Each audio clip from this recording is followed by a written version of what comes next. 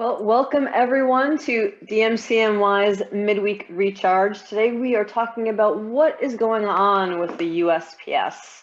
We've got a great panel, but first I want to say thank you to our annual sponsors, without whose generous support we couldn't put on events like we're doing today. So thank you so much to our platinum sponsor, Axiom, our gold sponsors, Wyland and Alliance, our silver sponsor, Starisa, and our bronze sponsors, Japs Olson, Epsilon, and McBigger and Higginbottom, sorry. So with that, I will pass it off to our host today. Ken, take it away. Hey, thanks, Ginger, and good afternoon to everyone listening to our session. Again, this is Ken Kraetzer with CVSI Services, and we're based in Harrison, New York, and very glad to be able to host a seminar today on the United States Postal Service, an organization that all of our companies depend on every day to deliver mail for our clients. And with us, we have two experts, and that is Christine Erna, who is Vice President of Professional Services at TEC Mailing Solutions, based out in Madison, Wisconsin, and introduced to us by the New England Direct Marketing Association, where she is a frequent speaker. She has 18 years service at the United States Postal Service. Earlier in her career, 25 years experience in the postal, print, and mailing industry. And her husband is a former postmaster in New England. Christine, thank you for joining us. And Michael Plunkett, great to have you, Christine. And Michael Plunkett is the CEO and president at Postcom, the Association for Postal Commerce, based in the Washington, D.C. area, formerly a vice president of the United States Postal Service for pricing and classification, over a dozen years experience at the USPS, including manager for pricing, strategy, innovation, internet messaging, and an economist, and had a lot to do with a favorite product of ours, the Forever Stamp. Michael, welcome. Good to have you with us today. My pleasure, Ken. Thank you. Now, we're talking about the United States Postal Service that, our organization, the DM Club in New York, has been involved with since inception almost 85 years ago. The U.S. Postal Service delivers mail in all types of weather, the heat that we have now, the snow, rain, and responds to natural disasters, hurricanes, and the like. They deliver mail to 160 million residents and businesses, operate 26,000 post offices, have a workforce of 630,000 employees, including many veterans. And in 2020, despite the pandemic, they delivered 129 billion pieces of mail. Now, let's start with Michael Plunkett. Why is the United States Postal Service so vital to the U.S. economy and businesses and the average American citizen? Well, Ken, the simplest answer is that they're really the only delivery network that serves the entire country, right? They have competition in the form of UPS and FedEx and Amazon for delivering some things, but there are just some parts of the country where the Postal Service is the only option. So a significant swath of the U.S. really depend on the Postal Service for communication, for shipment of important goods like prescription medications. And what they do is incredibly difficult, and they're really the only organization positioned to provide those kinds of services to significant parts of the United States.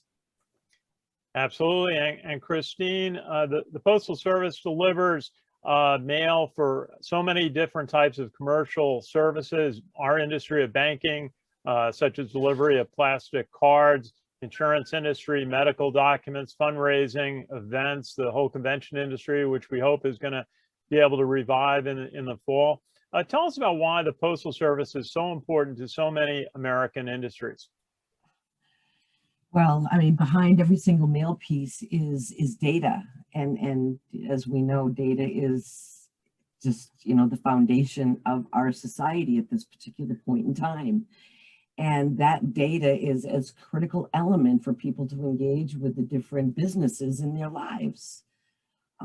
So if I, apply for a new credit card, the only way I'm going to get that is physically in the mail, because there are laws governing, how a bank, has to send that, financial document to an individual. And it's so critical. And if you can well imagine or think about if all that data was gone, you wouldn't have businesses operating, having a mailing list to actually mail to. So the criticality of the service to these businesses, the fundraising world you mentioned, I mean, billions and billions of dollars raised through the mail service. And there's no option outside of the mail service. Obviously, there's electronic donations now available, but it doesn't have anywhere near the success that direct mail does. Absolutely. Now, we're going to have our first poll of our webinar today about how important the United States Postal Service is to our businesses. And so I thank Terry for this. So is it very important, somewhat important, not important at all?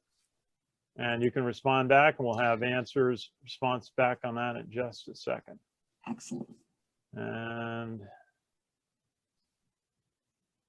okay. I learned I can't vote in the poll.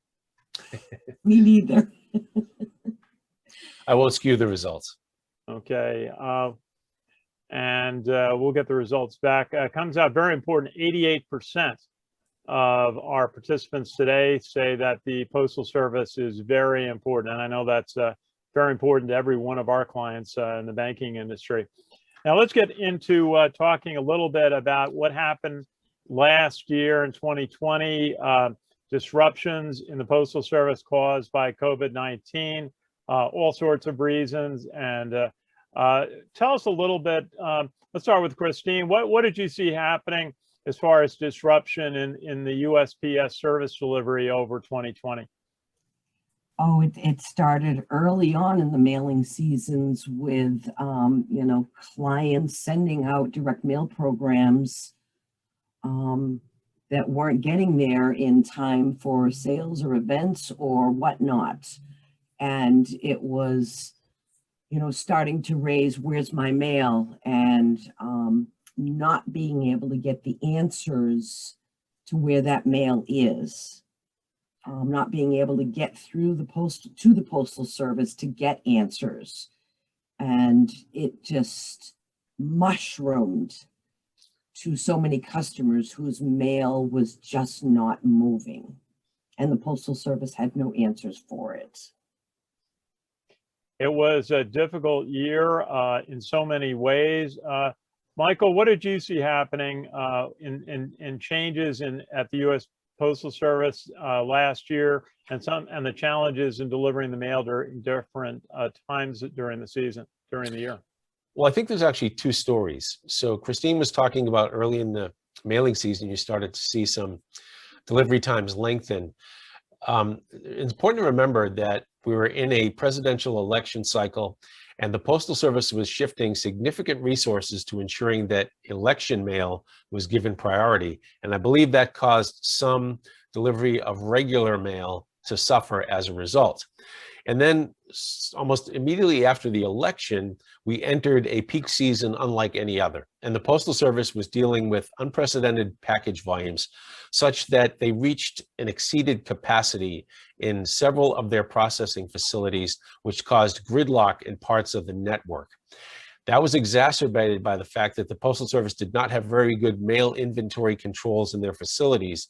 And you had instances of people's mail, and by people I mean commercial senders like your members, having mail sitting for weeks in postal facilities because the Postal Service wasn't turning its inventory properly.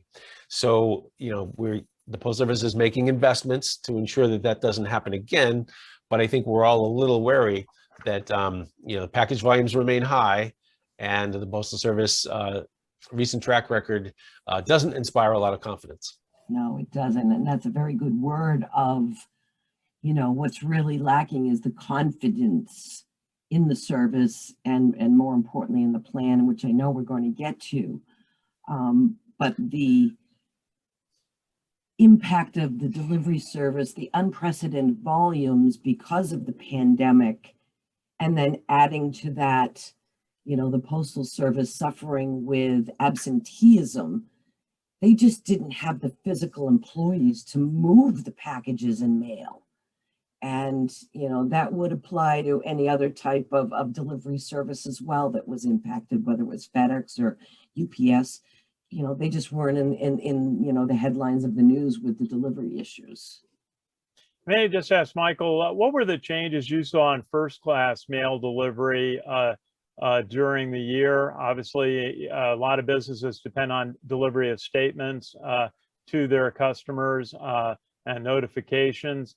And then there are other types of mail. Third class probably was down last year, but how did you see the impact in different classifications of mail delivery?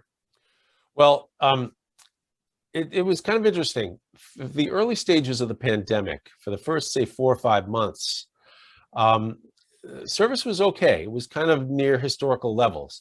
And then, as you may recall, the Postal Service made some internal changes. They stopped extra transportation trips between facilities, and they stopped some overtime in some locations. And we saw an immediate drop off in service performance for both first class mail and marketing mail. Now, the Postal Service reversed course, and they kind of brought service levels back up to where they almost were before those changes. But then the peak period hit. And from late November through the end of the calendar year, you had service levels we haven't seen in at least 25 years, with both first class mail and marketing mail at historically bad levels. Now, something that I've found interesting, as the Postal Service has sort of gradually improved relative to the end of the calendar year, first class service performance actually lagged marketing mail service performance for a while. Not exactly clear why that was, but neither was where they needed to be. In recent weeks, I'd say nationally, the Postal Service is approaching near historical service performance levels, but there are still a couple of outlier processing facilities around the country where service is really still quite bad. Yeah. And so you have pockets of really poor performance underneath a national picture that looks okay.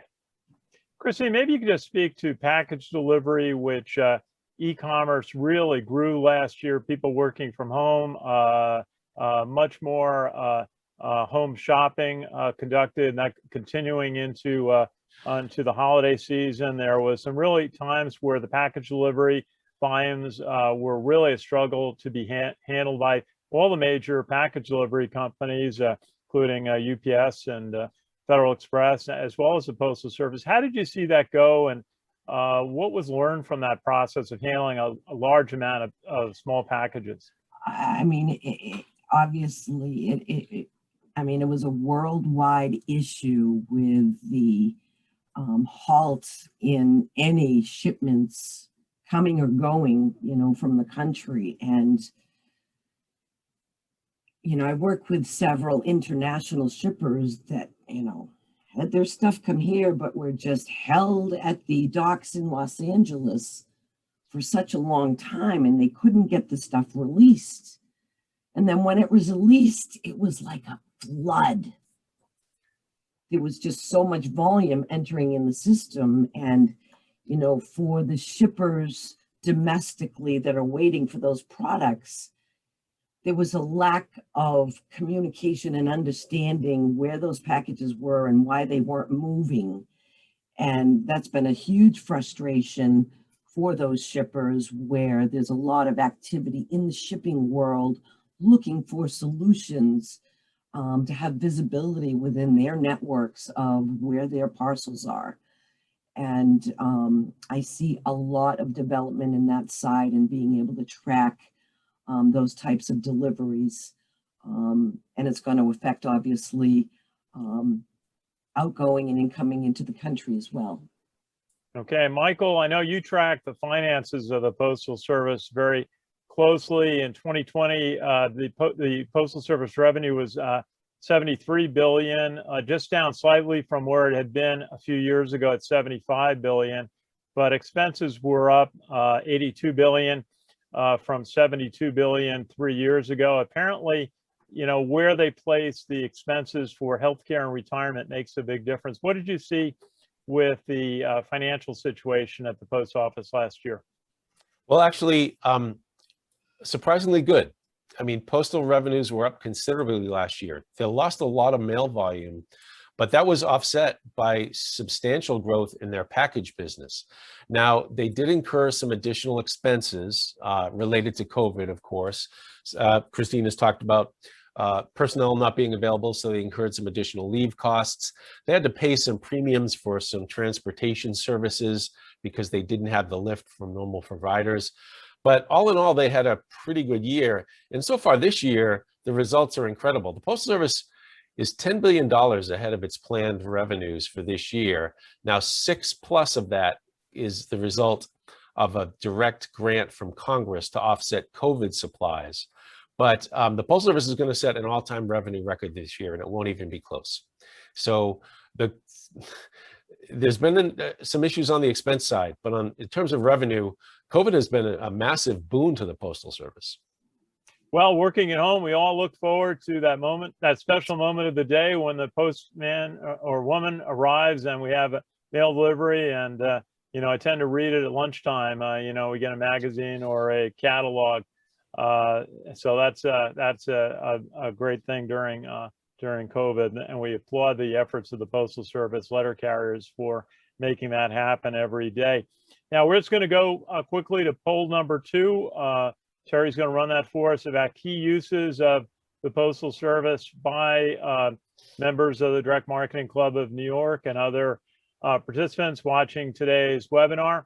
We've got marketing offers, mail, print catalogs, newsletters, magazines, mailing account statements, bills, mail notifications, document, and small package delivery. One of the things I was thinking the other day is that for our banks, they have to mail out plastic cards. Those haven't gotten away. Every 2 years, replacements, and depend on the Postal Service to do that. To do it at regulatory notices for financial and insurance and healthcare are all required to be mailed. Absolutely, notifications, and so much for the health industry. Being able to mail out statements and invoices, and really small business too. Being able to mail bills and to receive payment back. Not everything has gone electronic. So do we have any, we have results yet?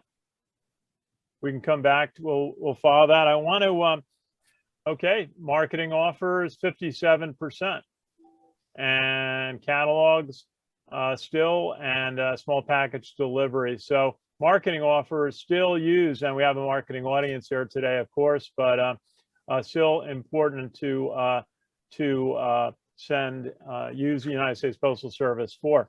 Now, I want to get to one of the big topics that everyone in the mailing industry has discussed, has a thought on, and that is the new Postmaster General, the 75th, appointed last May, and that is Louis DeJoy. Came in from a lot of experience in the logistics business, and that he wanted to put to use right away. Let's start with Michael. What has been your experience so far with the work of the new Postmaster General? Well, in general, I'd say his grade is incomplete thus far. We've seen the 10-year plan, which I think is the centerpiece of his first year in office, which just ended a couple of days ago. I'd say, again, financially, the Postal Service is doing pretty well. But he did oversee the worst service performance in more than 25 years. Yes, COVID was a factor, but you take the good with the bad. As far as his 10-year plan, some major concerns. It was created in secret without any input from stakeholders, and it relies very heavily on gifts from Congress and on massive price increases on commercial mailers that could have a disastrous impact on mail volumes over the next 10 years. So really some serious questions about some of the directions the Postal Service is headed under recent changes in leadership. Okay, and if you have a question for us and our panelists, feel free to jot that into the question and answer screen at the bottom. And Christine, Erna, tell us a little bit about your view on the work of the Postmaster General, Louis DeJoy. He talked about cost cutting, trying really positioning Postal Service more as a business than a public service. And that concept has been around and discussed for numerous years. Both Michael and I, having worked for the organization, understand at its foundation that it is a public service, and it can operate in a better business fashion, but privatizing it and making it just a sole business is not something I see ever happening. But to the new Postmaster General, I agree with Michael's assessment of incomplete.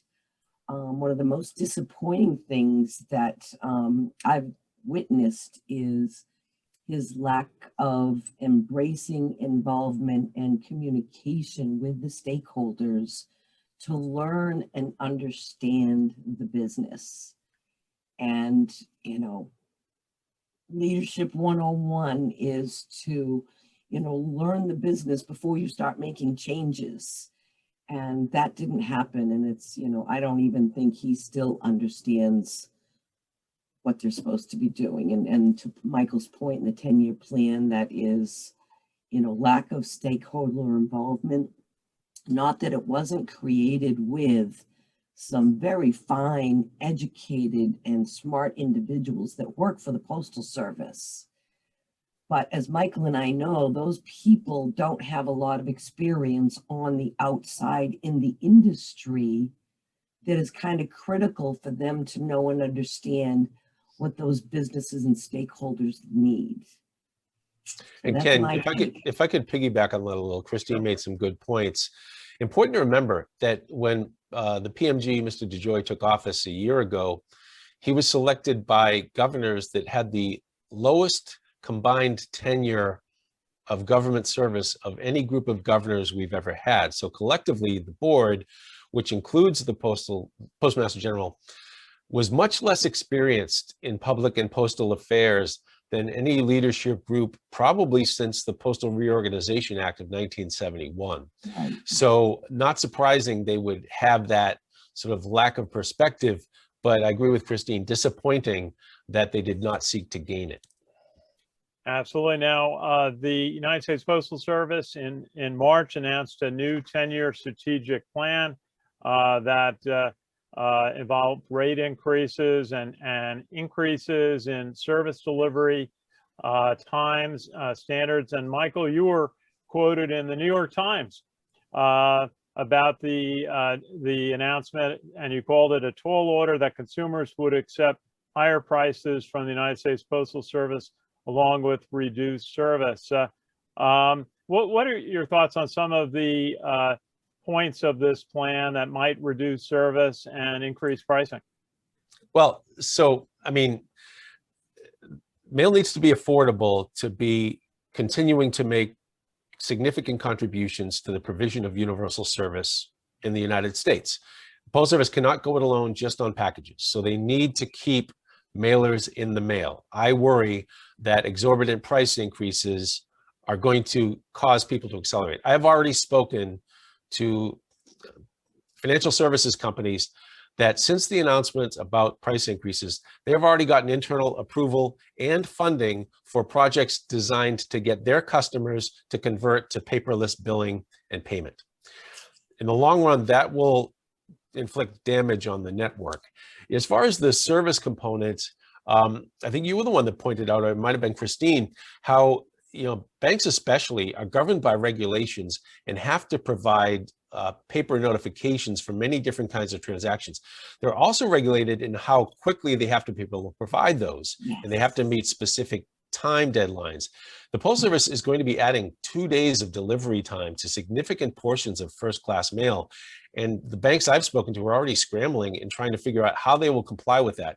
And keep in mind, the net benefit to the Postal Service of significant degradation in service performance for first-class mail is only going to be about $100 million a year. That's not enough to keep the lights on at the Postal Service on for even a week. So it seems like an incredibly risky trade-off to degrade your signature product like that for such a paltry amount of savings. Oh, Yes, Christine, go ahead. 100% agree, Michael. And you know, the thought that the foundation of the Postal Service is sending communications. And, you know, Pony Express 200 years ago was delivering important messages. And those important messages, you know, still require by law, as we just mentioned, you know, a physical piece of paper. And the Postal Service's plan for parcels as the growth opportunity is a wonderful accolade to, you know, a future growth plan, but don't ignore the foundation of your business and prevent the growth of that. You know, we just got a price rate change that's going into effect August 29th, 7% across the board, which is, as we know, outrageous and is going to impact businesses hugely in the volume of mail that they can now send. Not just outrageous, but unnecessary. I mentioned the Postal Service already being $10 billion ahead of their revenue plan for this year. They're currently holding $26 billion of cash on the books. The notion that the governors couldn't wait until next January and adjust prices according to their normal cycle is just false. Right. The Postal Service has tried to create a false narrative that they are desperate for these funds. Right. When in reality, that's just not true. No. And it was unfortunate with, you know, the authority that they got, that they just seized the opportunity right away without thinking of the bigger picture on the impact to the mailers. That it's just going to be a longevity. It just goes against, again, the foundation of why they exist. Okay. We have a question from one of our board members, that is Chet Dalzell, and he asks about the latest about pre-funding requirement of the health insurance and other retirement costs that are so out of line. Congress had imposed nearly a decade back. Michael, I know that's been a big part of what the Senate's been looking at, implementing healthcare for Postal Service employees into Medicare. Tell us a little bit about what is happening on that front. Sure. So we have the Postal Reform Act of 2021. It's moving its way through both the House and the Senate with bipartisan support. And it does contain two critical elements that I think just about everybody supports. One is integrating postal retirees into the Medicare system, which is something required of all other employers. So that seems to be a straightforward step.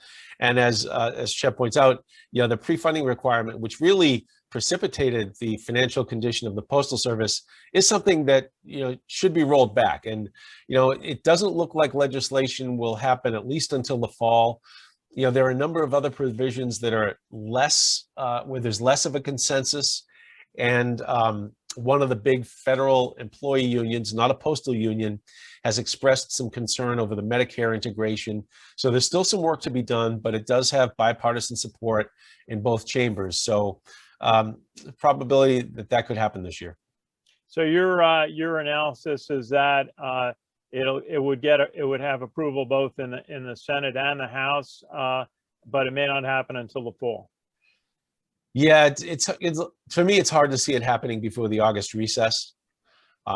The House and Senate have other priorities, and I just don't see them devoting enough time to get this across the finish line before they go away at the end of the summer. Okay, and Christine, what's your thought on the action taken, led by the Senate on postal reform? So the fact that they've taken action is just such a win. It's been a long time and an arduous process to get them to listen and to pay attention to the Postal Service. So this is a win as far as I'm concerned, that we now have an audience. It's unfortunate with what's happened in the last year to get everyone to pay attention to it.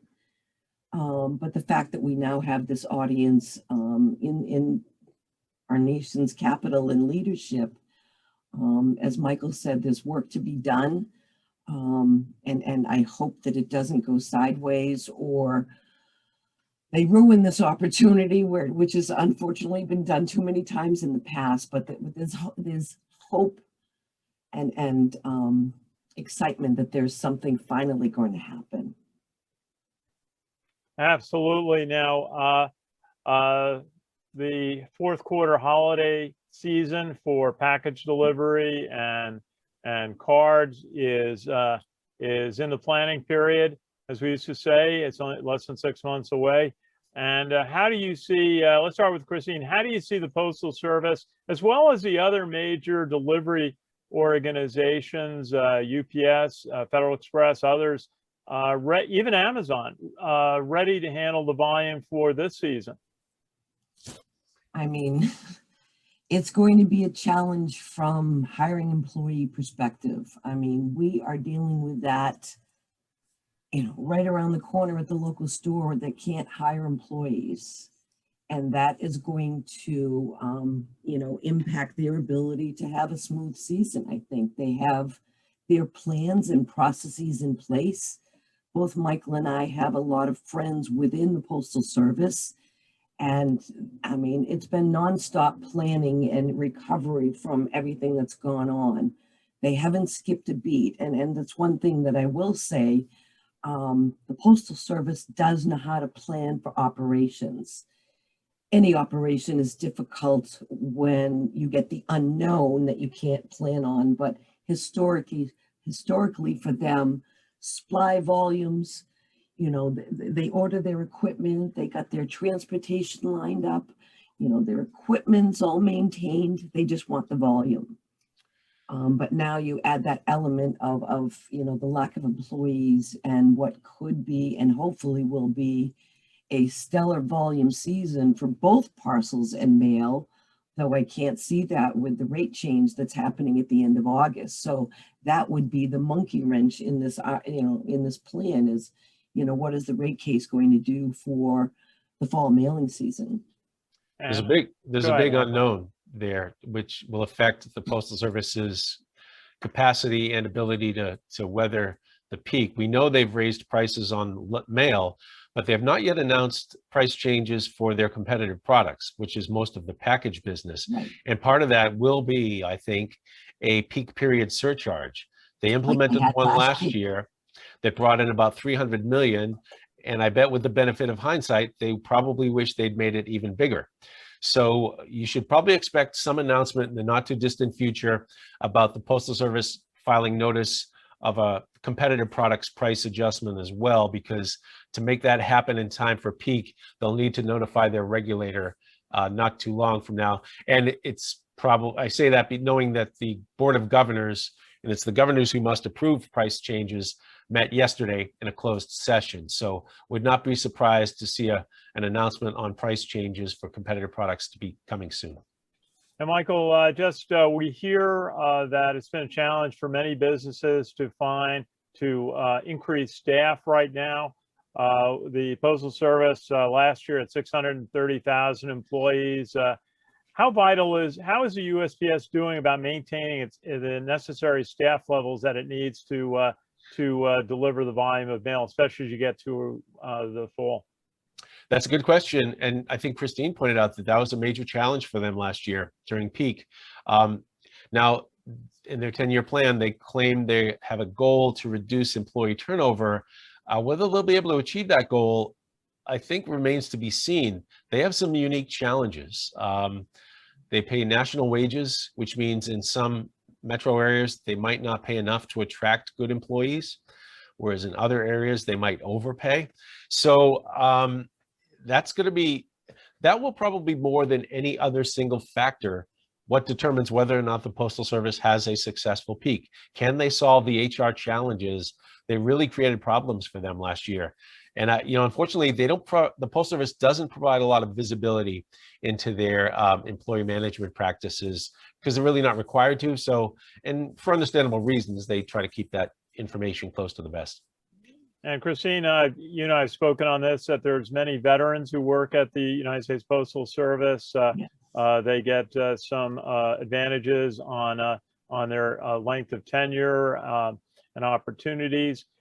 Tell us a little bit about that history, and is this an opportunity for veterans to find a new opportunity as they transition? Always, always.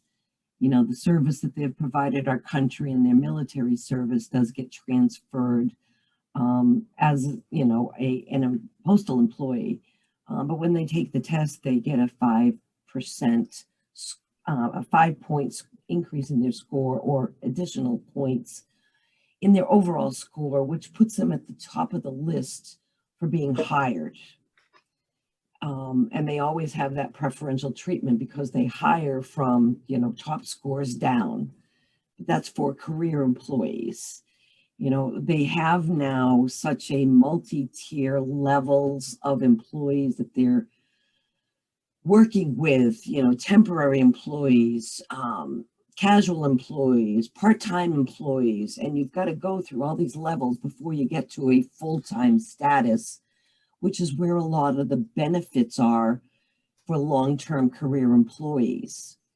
And if I'm not mistaken, I read in the 10-year plan that they have some plans of changing their process of turning employees over to full-time employees. Okay, Michael. It's going to be interesting to watch, right? The 10-year plan does commit to reducing employee turnover and greater commitment to career employment. But, you know, the Postal Service's volume has been steadily changing over time, and the pandemic really accelerated the shift from mail into packages. Well, packages have a much more pronounced seasonal pattern than mail, and so less amenable to career full-time employment. So it's not clear to me the Postal Service has figured out how they're going to make that transition while maintaining such significant career employment levels. I think that's going to be something that they're going to find difficult. And Michael, go ahead, Christine. I was just going to comment, you know, one of the other things that I think that they'll be dealing with, certainly, you know, a small percentage points of employees that are still civil service that they want to get rid of. But then there is a contingent of baby boomers that will be retiring from the Postal Service.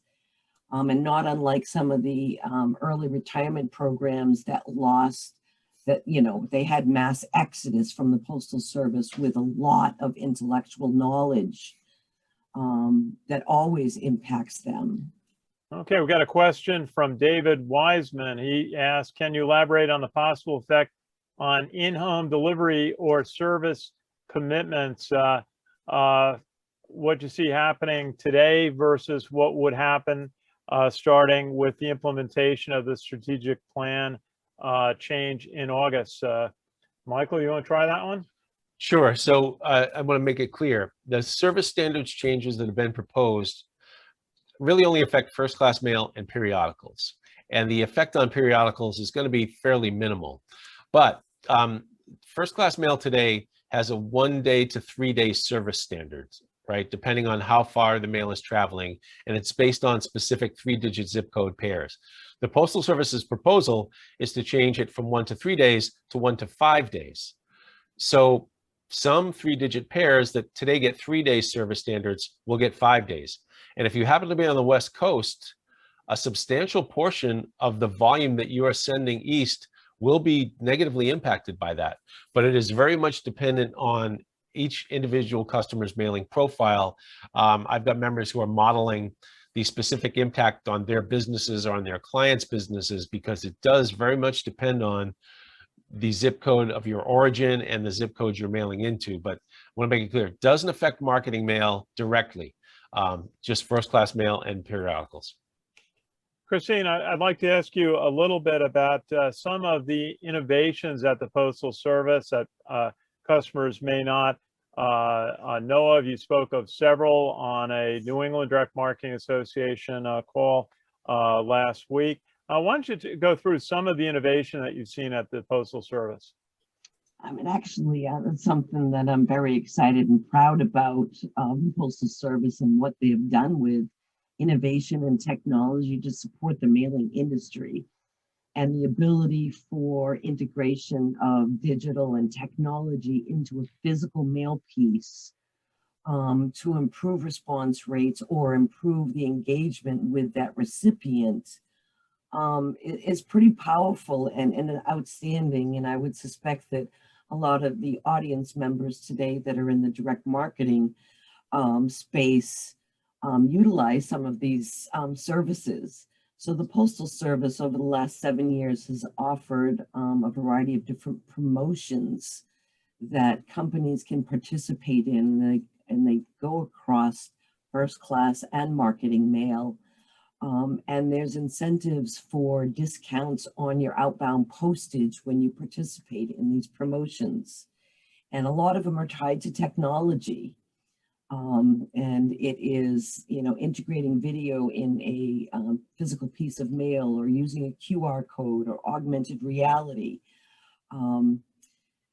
And all of the information is available on the U.S. Postal Service's Postal Pro website. So that currently there are 6 promotions for this year. One of them has already gone by, which is the Earned Value Reply Mail program. But for people that send marketing campaigns or first-class mail that contains a reply mail device, that is an easy program to participate in and earn some free postage credits. And then there's a mobile shopping promotion that'll be coming up this fall. And then trans promo promotion, which is targeted to the first class transactional mailers, to include a color marketing message on your transactional mail pieces. So there are some really great opportunities to kick your mailing up a notch and save some money at the same time. And with their informed delivery and informed visibility technology, knowing where your mail is and setting up trigger events to support your overall campaign is where that technology has gone, and is pretty exciting. Okay. Michael, I know you have to leave in a little bit, but I wanted you to describe what would you ideally like to see moves made by Congress, by the Postmaster General, to move the Postal Service in a positive direction for the future? I would really like to see anything that increases accountability and transparency. I think it's important to remember, we started this discussion talking about the fact that the Postal Service is a public government agency. They do need to incorporate business techniques into their management practices to ensure efficiency, but they are ultimately accountable to and responsible to the American public. And I don't think we have enough visibility and transparency into what the Postal Service is doing. I mentioned the fact that there was no stakeholder input to the 10-year plan. I think the current leadership of the Postal Service has not engaged enough before or after the issuance of that plan with the public. We have 3 new governors that just took their oath of office a couple of days ago.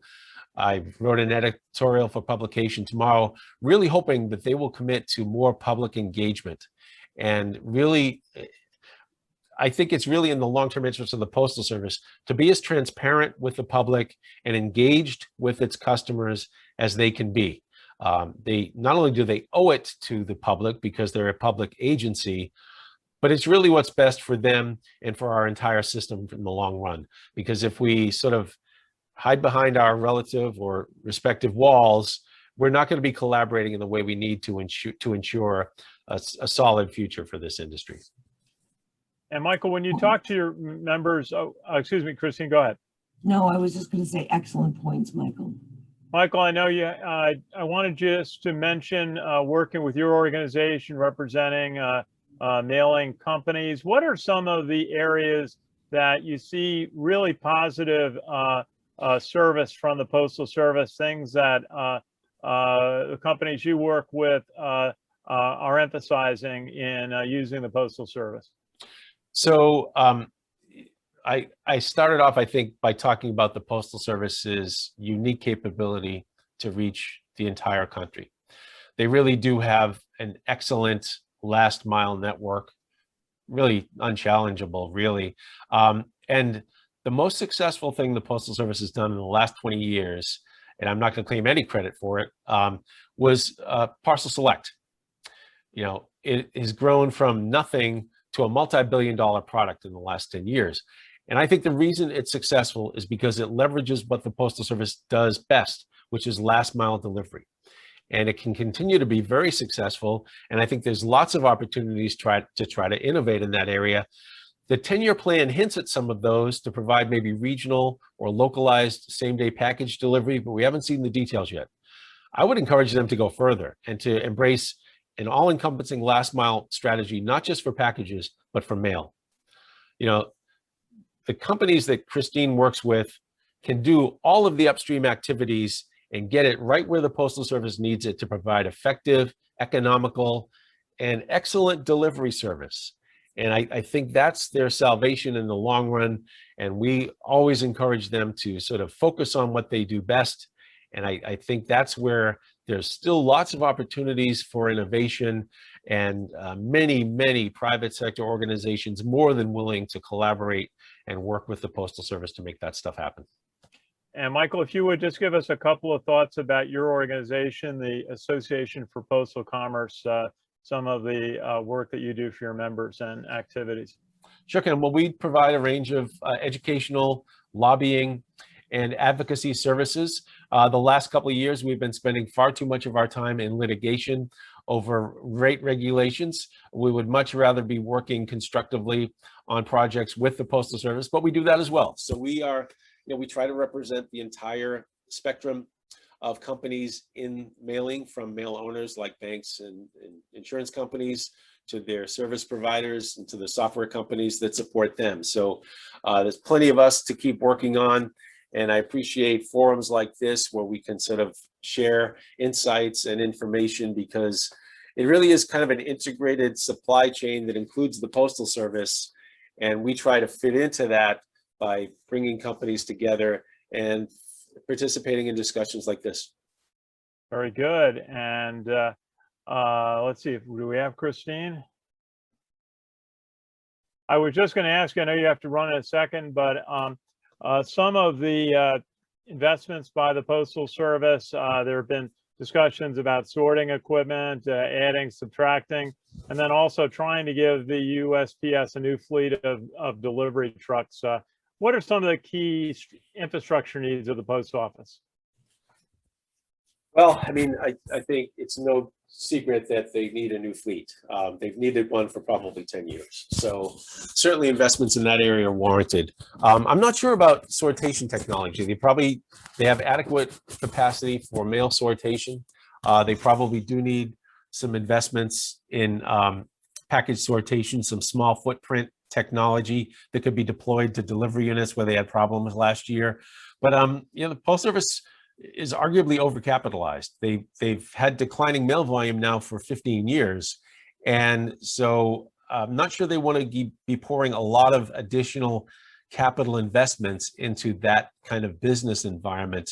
Again, as I mentioned just a few minutes ago, I think a concentration on last mile activities that are much less capital intensive, with the exception of vehicles, is probably the right investment strategy for them to be making.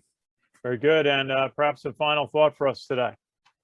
Sure. Just there's so much going on. It's really difficult to keep track. I do think people should keep an eye on legislation, because it does look more probable than it has in the past. I think everyone should be concerned about the service standards changes, which the Postal Service seems intent on implementing. But I would encourage people to get involved.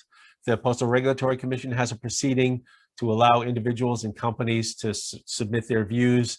I think you could also let your congressman or your senator know how you feel about degradation in first-class mail service performance, because it's ultimately up to the Postal Service.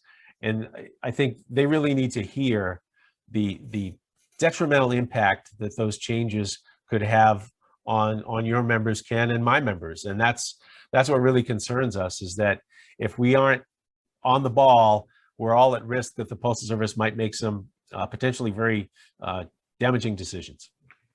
Very good. Michael Plunkett, I want to thank you so much for joining us today, CEO and President of the Association for Postal Commerce. We hope that you can join us again in the near future. Anytime, Ken. Glad to participate. Thank you very much for having me. Very good. Now, Ginger, we've got you. What are your thoughts? How did you like listening to our webinar today?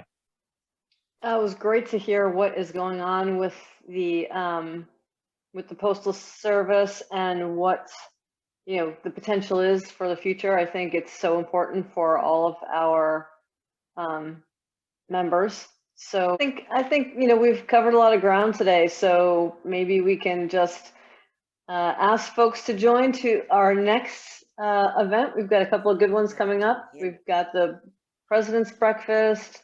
We have a networking cocktails event. So definitely check out the DMCNY website and sign up for those. And Ken, thanks so much for hosting today. Excellent event. Lots of great information.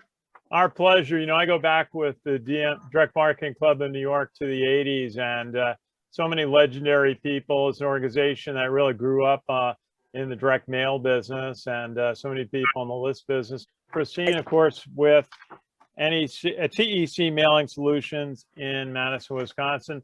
Christine, thank you. And Ginger, thank you for the opportunity. You're doing a great job leading our organization, and we're looking forward to that live event coming up the end of the month. That in-person event. Well, thanks again, everyone. Thanks, Ken, and have a great rest of your day.